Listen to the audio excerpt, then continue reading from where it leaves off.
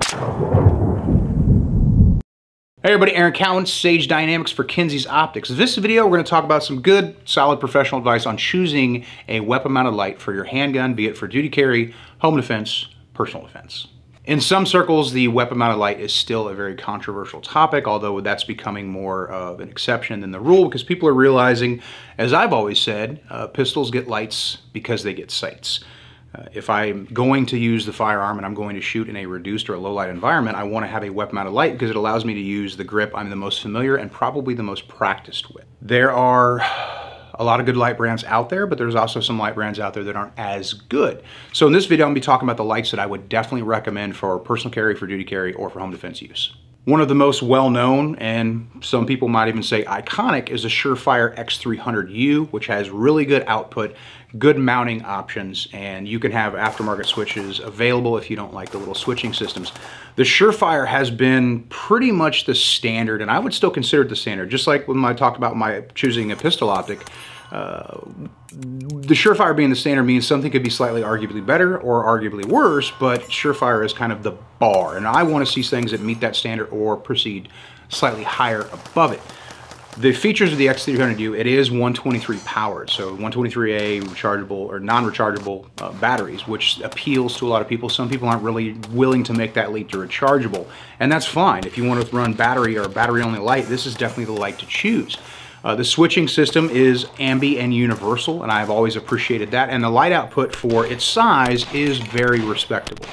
Another thing that can definitely be said about the X300u is it is extremely durable. I've got some of these lights that are years old, previous generation old. They've got tens and thousands of rounds on them. It's been a long time since I've actually had a Surefire light just die from riding the gun from recoil. One helpful tip about this light and most lights is the mounting system. The B model is the screw mounting system, and they got the A model, which is kind of a quick release system.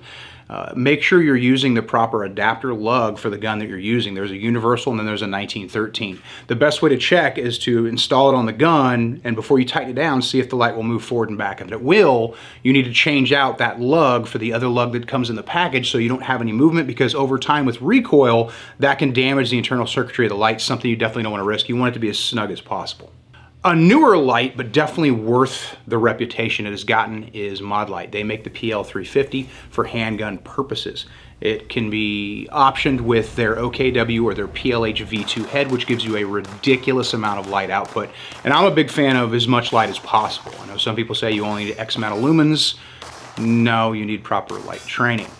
You want a light that's going to be able to give you the brightest output possible for any kind of situation you may find yourself in, but more than being able to see something 50 yards away, the more candela, the more lumens you have, the easier you can control and properly identify your targets. And one of the biggest concerns, especially from a home defense situation, is improper identification of a target or a threat before you decide to use force. So the better the light with proper training, you're not going to blind yourself on walls that you know are there because you're inside your own home. Even for law enforcement purposes, proper handgun positioning, and if we're talking rifles, rifle positioning will prevent blinding yourself of unknown reflective surfaces. The PL350 is rechargeable powered, which dissuades some people from it. Mounting solution is very straightforward. Again, just like with the Surefire, it comes with different recoil lugs. So make sure you got one that fits correctly. Give it a little tug, make sure the light doesn't move. If it doesn't, tighten it back down. It's mounted, it's good to go. The switching system, unlike the Surefire, does not have a momentary only, which for some people is problematic, and it bothers them based on decades-old light training methodologies that we've since moved away from. If you haven't updated your training, or if you've never taken a low light class, I would highly recommend that so you can update your methodology and realize that it is nice to have a momentary only feature, but you don't actually need one. When it comes to the smaller guns, the Micro 9s, the Wonder 9s, I can't say enough good things about Streamlight. They're bigger lights. The TLR lights like that are also excellent quality. However, when it comes to small guns, no one makes a better light with the reasonable amount of output as Streamlight does. Something some people don't realize is the smaller the light, the more shallow the reflector. The more shallow the reflector, the less candela you have, how far that light reaches. And Streamlight is doing excellent things, working with a very small footprint, still giving you a decent amount of candela while having a good lumen count for a single battery unit. 500 lumens, decent candela numbers. TLR-7, the TLR-7A, TLR-7Sub, For Sig Sauer, they make gun-specific mounting, especially for the Sig. The P365 is a very popular gun, and reasonably so. So having Streamlight provide options for these smaller guns, while like I said, their larger lights are just as good, but when it comes to the tinier guns, Streamlight's pretty much the best place to go for light solution for your Glock 43X, your 48, or your Sig P365. Those are my 3 light company recommendations currently.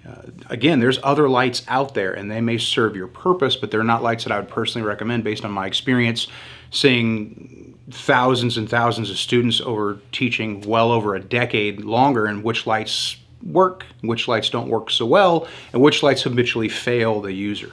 So sometimes that very inexpensive light is also cheap. So these are my recommendations for the 3 companies you should look at for choosing your handgun mounted weapon light. I'm Eric Cowan with Sage Dynamics for Kenzie's Optics. Trend accordingly.